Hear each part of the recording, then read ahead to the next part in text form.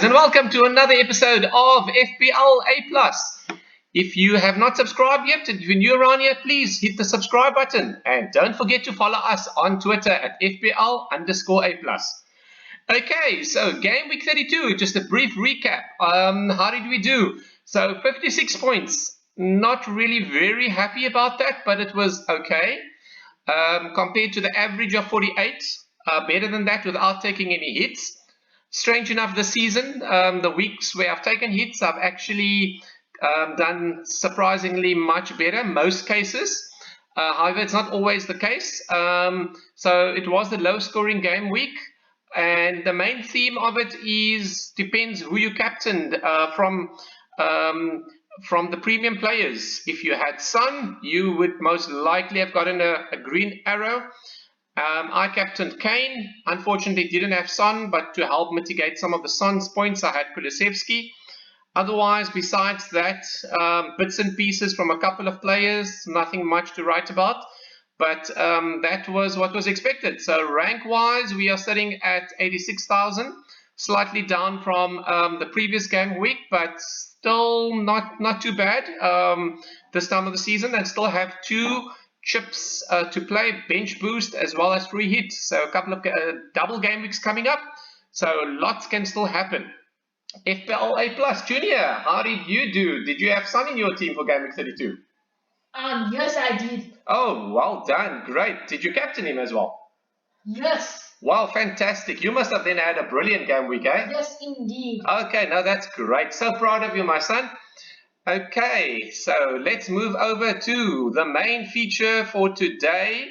We're looking at game week 33. So firstly, just a brief recap of game week 33 key fixtures to target. So we've got a couple of double game weeks. Who do you put in and who don't you? So Arsenal, they've got a bit of a mixed bag.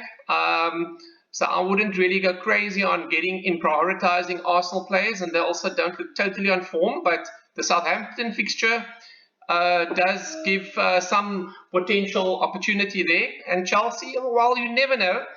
And then we have got Burnley, not really very motivated now in terms of bringing their players in. They've been on a bit of a not the best run of form, and today they sacked the manager as well, Sean Dyche, after 10 years in charge. So I'm not really going to be jumping on bringing their players, and I wouldn't recommend any of them either.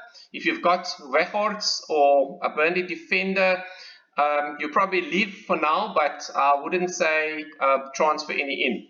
Okay, then the other game week players to target is Leicester. Definitely, they've got some juicy fixtures. Just depends if you going to bring in Maddison or Barnes. Maddison's got the higher ceiling. However, he could potentially miss one game week or play partial minutes, because in the European matches that he played recently, he's played quite a bit, whereas Barnes has actually come off partially through the match. Another fixture, double game week for Manchester United, is also looking not too bad. The first fixture is the main one to target, Norwich. Liverpool one's obviously going to be a very tough one. So that's a bit of a mixed bag. But if you're targeting some premium attackers, I wouldn't say target defenders. Then you never know. And it's a double game week, so anything can happen. And then another juicy double game week for Newcastle, playing at home, both games at home. That should probably be one of the priorities. I think you definitely need to try to get a Newcastle player in. Fabian Schär as a defender, and Target and Burns, they are the most popular. Or if you've got the goalkeeper spot for Dubravka, that should also be quite good. Up front, Chris Wood or Alan Saint-Maximin, not too bad. However, I would probably say defense, one defender would also be quite a good idea. Southampton, tricky fixture against Arsenal, and then thereafter Burnley. So that one, they might have something that they could do something in. Against Arsenal, they could make a bit of a comeback. You never know, because Arsenal also struggling. But not really someone to target. I'd say if you've got any Southampton players, then leave them in. But yeah, I wouldn't prioritize them. I'd prioritize some of the other teams. And then also just keep in mind, whatever transfers you're making in now, try to plan what you are going to likely do in game week 34 and 35, or whether you're using a chip or not. and just keep in mind that depending on the FA Cup results this coming weekend, Manchester United and Chelsea could also potentially double, so that is a possibility.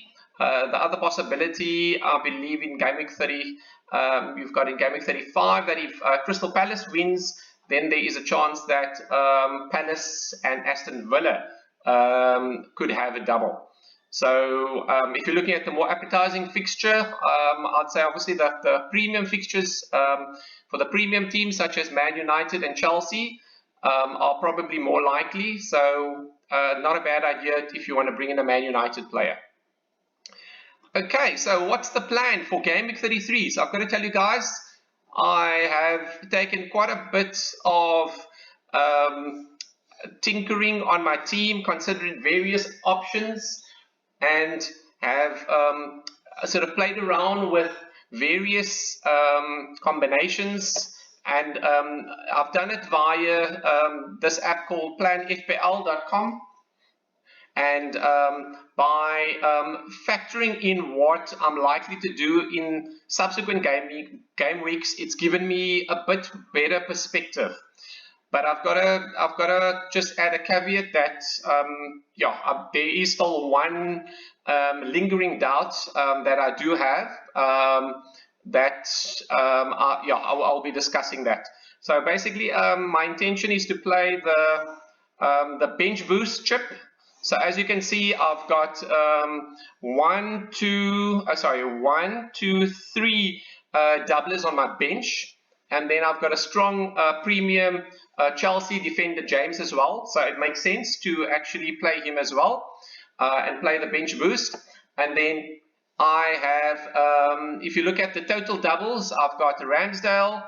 It's 1, 2, 3, 4, 5, 6, 7, 8, 9 doublers. Okay, so most of them are probably likely to play 2 matches. Maddison's minutes could be a bit managed, and potentially Weghorst's also probably a bit, but I think otherwise the rest I would expect to start all the matches. So my transfers that I've done is I have brought in Fabian Schär for Doherty. Doherty's price is likely to drop tonight, so I think I'll probably be making that transfer ready tonight. And that's to get in a Newcastle defender, as mentioned earlier. Okay, and then I've got Martinelli that I brought in instead of Ramsey, who doesn't have a game this week. And Martinelli's also got a double game week, so you're getting 2 for the price of 1, basically. And those are kind of most likely the ones that I feel more comfortable with. Then there is the Ronaldo transfer in for Kane. So Ronaldo instead of Kane, because Kane has got 1 game week. It's against Brighton. And Ronaldo has got 2 game weeks, even though one is against Liverpool, the other match is against Norwich. So I'm hoping that the Norwich fixture, which sounds a bit like a Ronaldo type of game, I was listening to FPL Wire, and it's also something that Late Riser is also considering to do.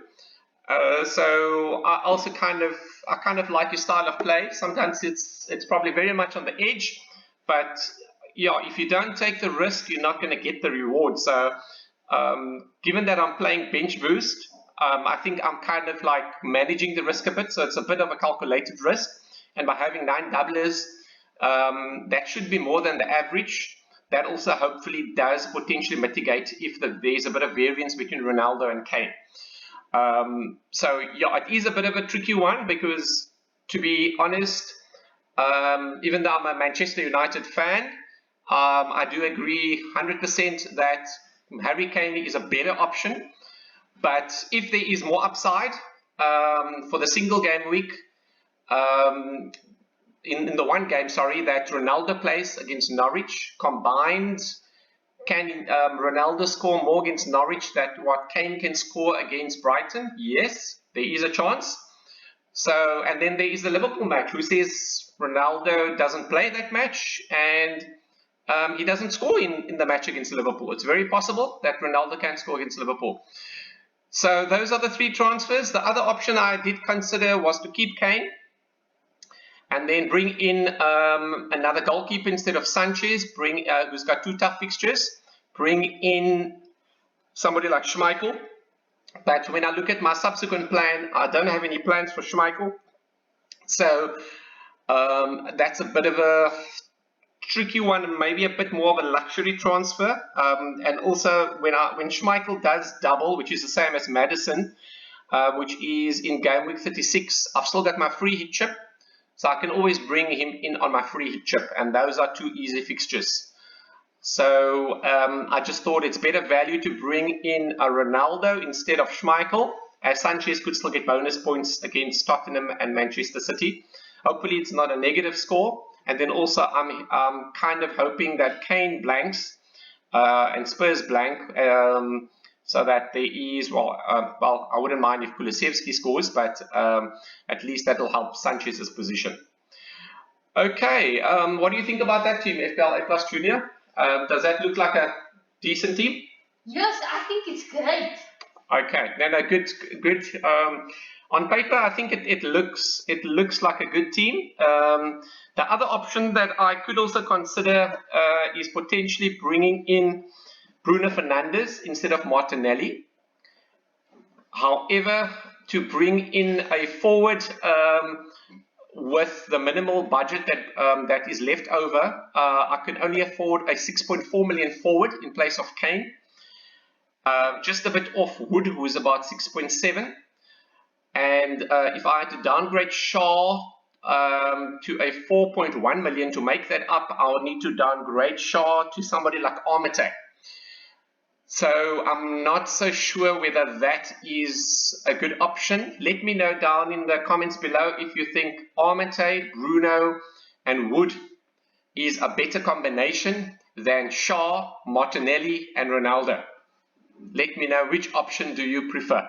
Okay, so that's in game week 33. Let's look at game week 34, because this is kind of where we need to work a plan out. So game week 34, the plan is to have 2 transfers. So immediately you'll notice I've taken Maddison out, okay, brought in Mount because I'm already envisaging that Chelsea will double, okay, and I am also then needing to bring in, so I'm needing to fund that a bit. So I am downgrading Weghorst. I'm sure many people will be glad to get rid of him unless he sort of does amazing now with since Dyche is gone, and if there is some bounce back, but probably a bit unlikely. Mateta's been really looking in prime form, and he's got a decent fixture against Leeds, and then a couple of good fixtures after that, and he doubles also in game week 36. So yeah, so that's the plan. Have 2 Chelsea players and have Ronaldo, whether he's captain material or not, possibly not. I might potentially put the captain on somebody like James, that could be, or Mount. That could be an option. So I suppose it would be between those 2. And then, yeah, that's basically it. On the bench, you'll have Martinelli, Saka, Brozier, and Ramsdale. So, yeah, what a bench to have. So that looks, I think, quite decent. And then if you look at game week 35, and this is as far as we've got to go to plan, because game week 36 I will be free hitting. So no need to plan that team. That team we can conjure from scratch, get it into a top premium team. So the plan here is to use 1 transfer, okay? So let's see if you can spot the transfer from the previous game week. If you haven't, it's up in defense. You'll see John Stones, okay? So he's in for Shaw, okay? So the reason for that is you'll see that the run of Manchester City till the end of the season, they've got quite a few good game weeks. The Leeds game, yeah, Leeds, if they play the way they played under Bielsa, they can score against anyone. So whether that is sort of a pretty a reasonable shout or not. Yeah, it's still debatable, but just to give you an idea, what I would be considering is probably bringing in somebody like him. The points difference was about, Shaw was 4.4, Stones is 5.2, so that's a 0.8, and we've got 0.2 in the bank. So we basically had $1 million to spare, and we needed to use the transfer before we free hit. So yeah, so that's probably a bit of a luxury transfer, but yeah, otherwise we'd be burning a transfer ahead of the free week the following game week. Otherwise, there could be other options also to consider. There's definitely not much forwards that we could bring in. Just having a look at the team, Saka, we probably don't want to transfer Saka out. And Kulusevski's got a good fixture, and we want a bit of Spurs cover. So yeah, so I think we could still consider where else we could tinker with. And then I suppose also the question mark is, would you play Stones instead of Saka? That's also an interesting question. Do you actually play the defender over the attacker? So yeah, but that's a problem for another day. But at least just to give you an idea how we can set up. So we've got quite a nicely balanced team. 3 Liverpool players. We've got 2 Chelsea players. We've got 2 Man City players. We're just missing a Man City attacker. And I suppose that's also something that we could also try to plot, how we could get in a Man City attacker. And let's just briefly look at the Man City attackers, just so that we're not shooting ourselves in the foot. If we're looking at someone like Foden, there's Foden, not so sure on the status of De Bruyne, he's still flagged. So if you're not going for De Bruyne, you probably avoiding Pep Roulette, you probably then say maybe Foden. Okay, so if you're going for Foden, he's 7.8, and you would probably need to bring in Foden instead of Saka, and then try to squeeze out another 0.2. So yeah, so we'd probably be about 0.2 short. So all these 0.1, 0.2 that you short in subsequent game weeks, you can try to avoid it by actually trying to plan alternative transfers early up front, so that you are not caught napping when it comes to trying to get the ideal players for their good fixtures. So let's just see. So yeah, it's only really Saka, and we don't want to take a hit. So could we have actually done this a little bit differently? So what else could we have done? Well, Mateta, there's nobody else cheaper than him that we brought in. We already transferred Shaw out subsequently. Mount, there's nobody else cheaper. So yeah, it looks like it will possibly mean we either stick with no Man City midfielder, or if we do, we might need to take a bit of a hit. But I think at their premium price and their fixtures, sometimes it might not be a bad idea. Okay, so that's it basically for Game Week 33, the team and the plan. Just the main question on Ronaldo versus Kane, or Bruno, which is the other option. Let me know in the comments down below. What do you think? Okay, and now moving on to the FPL A Plus Mini League, the Super League. We have got in first position Joking Joel, second position Dollable Stern, third position we've got Anthony Kielaberger. Oh, Anthony, you've really sort of like moved up the ranks. Yeah, looking quite good in third place there. Then we've got fourth place Jordan Owakani. In fifth place, you've got Shack Attack United. In sixth place, we've got Hartwick United. Seventh place, you've got Mababena Odira. In eighth place, you've got FPL Experts. In ninth place, you've got Ame Chowri. And in 10th place, we've got Jota Masterclass. Okay, well done to all you guys, and those that are out of the top 10 there. I hope and I'm sure you guys can still make a push. But the guys on top are looking quite good. And yeah, well done to all you guys. So a couple of last minute tinkering here, but just keep in mind, keep ahead of your planning, and just remember that sometimes a single game weeker can be better than a double game weeker, but just remember it's all about planning, and it's sometimes about having a bit of fun at the same time. So all the best for game week 33, guys. Cheerio.